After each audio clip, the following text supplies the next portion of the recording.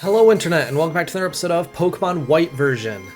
In the last episode, we defeated the gym leader of Castilia City, Iris,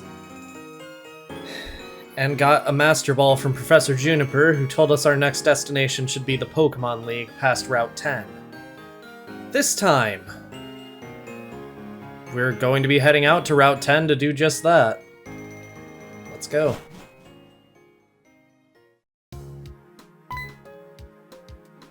Hi, trainer. Do you have a minute? I just heard this on the cross transceiver. There's a big storm on Route 7. And the storm seems to be different from a natural phenomenon. So strange. That is strange. But we have a job to do. But also, I mean, that just sounds more interesting, doesn't it, than saving the world? So if you couldn't tell, we're not going to be heading out to the Pokemon League this time. You may be wondering why we're in Castilia City. Because that is not where we were told to go. We were told Route 7. Between episodes, and as I said at the end of the last episode, I ran a poll to determine what Pokemon should be the final member of the team. Why are only Pokemon with items highlighted? Oh, I pressed the move items button? I didn't know that was a button to begin with. Okay, well. I ran a poll to see which Pokemon would be the temporary 6th member of the team until we encounter the Pokemon that will be the final member of our team. The options were Victini, who we caught at the Liberty Garden, Zoroark, who we caught at the Lost Lauren Forest, Cobalion, who we caught at the Guidance Chamber, and Lollipop, who we caught at Route 1, who trained in the daycare on Route 3, all the way up to level 40, all on his own. Who do you think won? Obviously, it was Lollipop. Lollipop isn't going to be in the party for too long right now, obviously. We're going to be moving Donald back into the party. But Lollipop obviously is not going to be remaining as a Lillipup. Normally, saving rare candies is what I and most other people would do. However, we've used a couple already. We have 10 of them. We're going to be picking up more before the Pokemon League. And do you really want to see Lollipop succeed as a Lillipup when he could achieve his true form? Because that's what we all want, right? So one rare candy to get him up to level 41.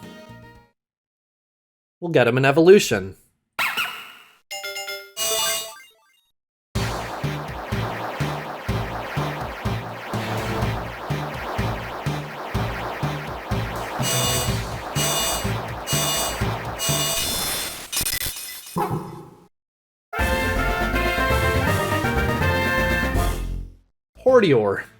Hordier, rather. And one more.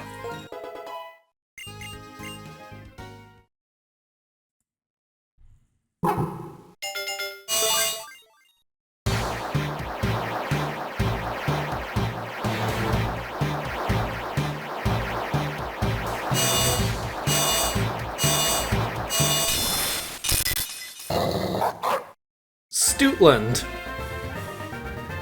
And you better believe that I'm going to the Name Raider to cement that stupid nickname in stone. Done! From now on, this Pokemon shall be known as Stoutland! You're right, that does seem to fit it better. Nicely done.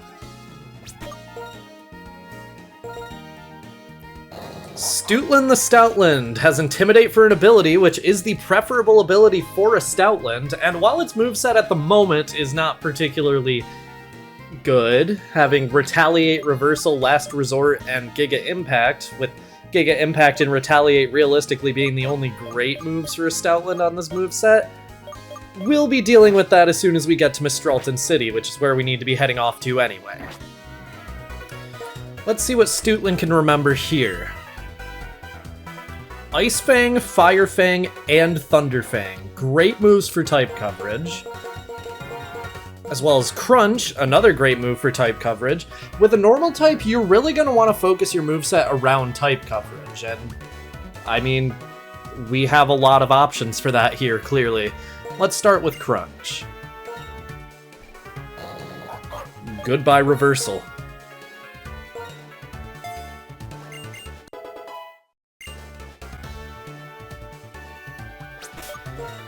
When deciding what Fang move you want your team to learn, your Stoutland to learn, it's worth looking at what the rest of your team can cover.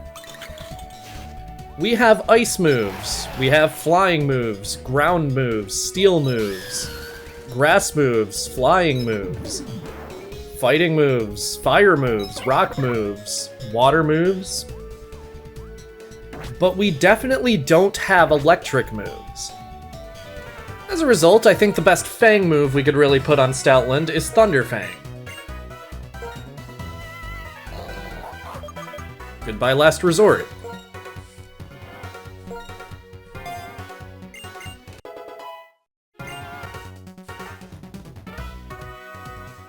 Now, while there aren't any other moves that I want Stoutland to learn through the move relearner, Retaliate really isn't a move that I like to use. It kind of relies on Pokemon fainting in battle, and I like to operate under the assumption that that's not going to happen. However, we are going to be using Stoutland on the team for quite a while.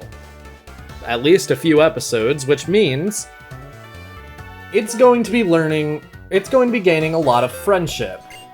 It may not be at its maximum friendship value right now, but Return is a great move for Stoutland when it is at its maximum. I'm confident we'll be reaching that maximum by the final battle we use Stoutland in, so Return is another good move to have on him. And Giga Impact may not be a move you want on Stoutland. I personally am probably going to keep it because I really like having that just option to unleash that if I need to. But Stoutland has access to a lot of powerful attacks. Attacks like Earthquake, or, well, not actually Earthquake, but it gets access to all the elemental fangs, it gets access to Strength if you would rather have that instead of Return, which honestly I'm thinking about right now.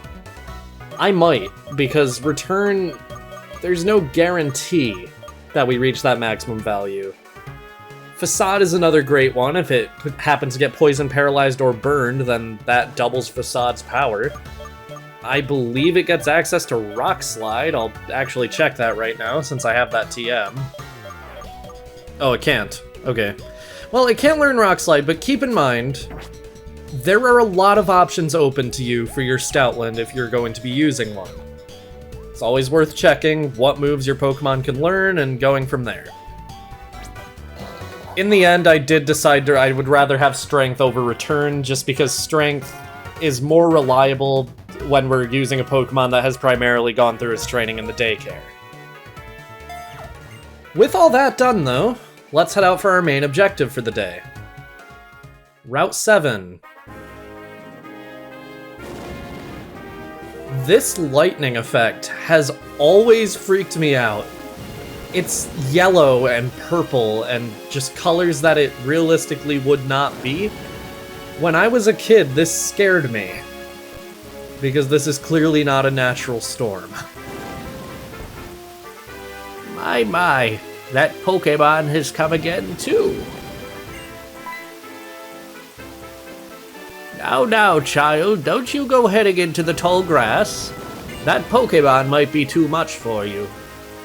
We'll catch cold standing around talking in this wind and rain. It's not much, but come stay in my home a spell.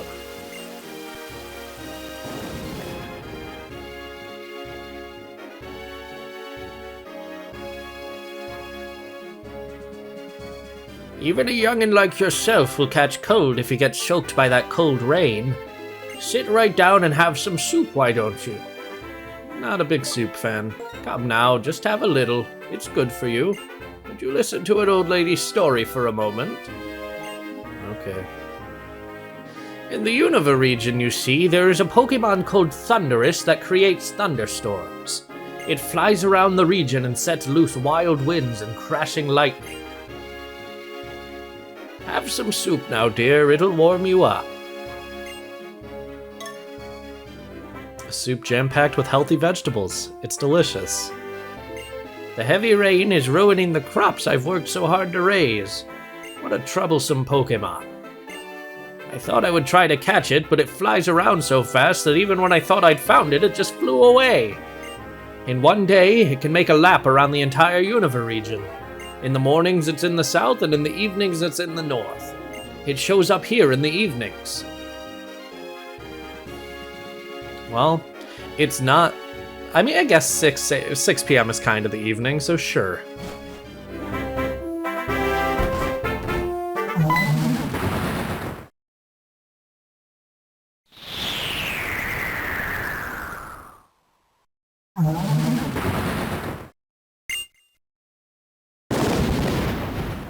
Hello. Whew, what a storm! Apparently it's that Pokemon's doing.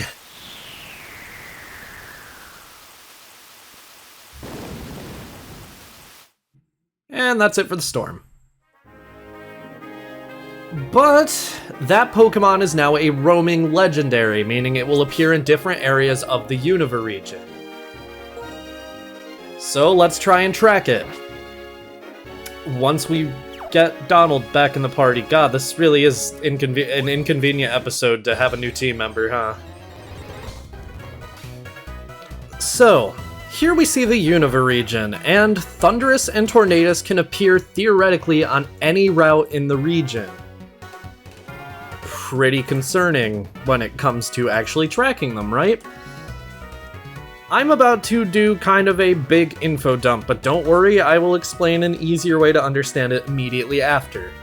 Between midnight and morning, the Pokemon can be encountered in routes 12, 13, 14, and 15, making them completely inaccessible until the post-game.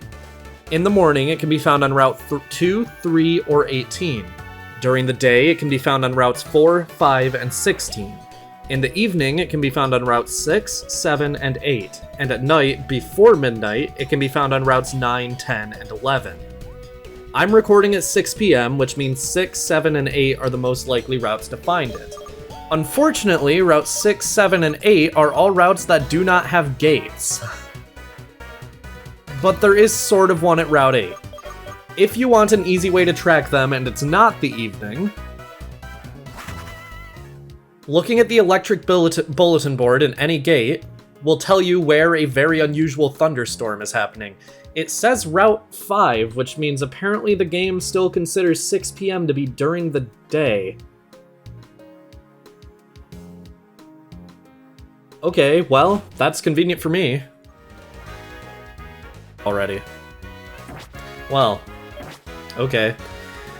So you may be thinking, wow, we were in the Route 5 gate, so clearly once we leave the gate, the thunderstorm will be happening on Route 5.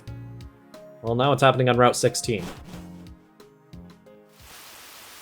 But no, it's actually happening on Route 5. They do change locations every time you leave the gate, meaning this isn't a, like, no strings attached way to find where they are. However, you can just enter and exit the gate until it appears on the route you're on.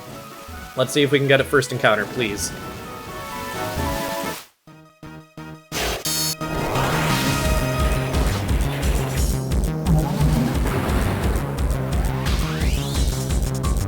Thunderous is an insanely strong Pokemon. Electric Flying is a fantastic typing. It has Prankster, which is a great move that it gets great usage out of. A great ability, rather. It gets access and good use out of Thunderbolt, as well as Rain Dance and Thunder. Volt Switch also works really well with it. With Prankster, it gets Priority Substitute and Thunder Wave. The only real issue is that it doesn't learn any great moves. Thunderous can only be found in White version. Okay, so this Pokemon will flee with -7 priority after a single turn, meaning if you want to catch it without using your Master Ball, you are going to want to do some damage to it and then encounter it again.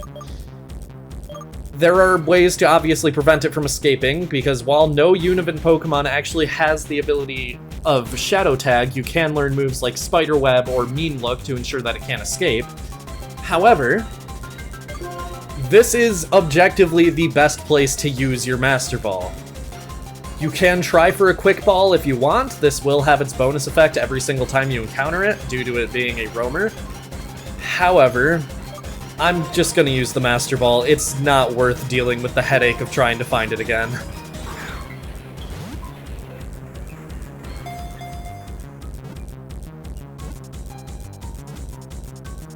No way! It's a funny joke, right? Alright. Thunderous' data was added to the Pokédex. The spikes on its tail discharge immense bolts of lightning. It flies around the Unova region, firing off lightning bolts. It's only 4'11"? God. Short king.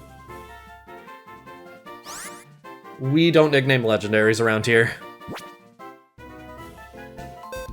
Note that I said Thunderous can only be found in Pokemon Black version. Or in Pokemon White, rather.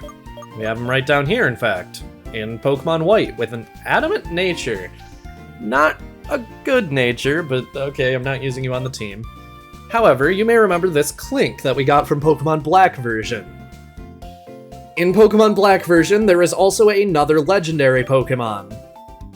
Tornadus, which we also happen to get from Black, the trainer who gave us that Clink. The docile nature, which is pretty good. It's better. Tornadus is the first solo flying type Pokemon. Not as good as electric flying, but it gets great moves. Extra sensory is great for type coverage, it learns Air Slash very soon, and it gets access to acrobatics as well. It can use Rain Dance and Hurricane to bypass accuracy checks, though not until level 67, but even until then, this Pokemon is fantastic. It even gets the same great ability as Thunderous. So yeah, Tornadus and Thunderous are members of the group of Pokemon called the Forces of Nature. Yep, they serve Viridi. Not big on the fact that they have near identical designs. As you can see as I shift between them, very little is actually changed. I mean, the shape of the dots on their arms no, not even the shape, they just move slightly. Yeah, no, this is very lazy, and I'm not a huge fan of it. I don't even like their designs in the first place, and they couldn't even bother to differentiate them. In Pokemon Legends Arceus, they actually added a new member to the Forces of Nature. And it has a different design. It's still hideous, don't get me wrong, but it still has a different design, and it's like a jarring design difference. I don't like to talk about things in future Pokemon games, but in all likelihood, I'm not going to Let's Play Legends Arceus because I don't like Legends Arceus. So, yeah, I mean, I'll just show it here and say, wow, it's hideous, and the only one that has a slightly different design. If possible, you are going to want to obtain both of these Pokemon, whether that's through legitimate means or illegitimate means. I won't specify what the means I use to get both of them, but I think you can guess. You'll see why that is in the future. With that done, there's really only one more thing I want to show. Now that we have Iris's gym badge, the Legend badge, we can buy full restores. This is the final badge reward at a shop, so there's nothing else to see, but we can buy these now, which, you know, is great because these are some of the best healing items in the game. And I don't have to feel guilty about using them now either, because we already had a couple that I never wanted to use. With all that done, we have done everything there is to do in the Unova region up until this point. Everything that I want to do up until this point, at the very least.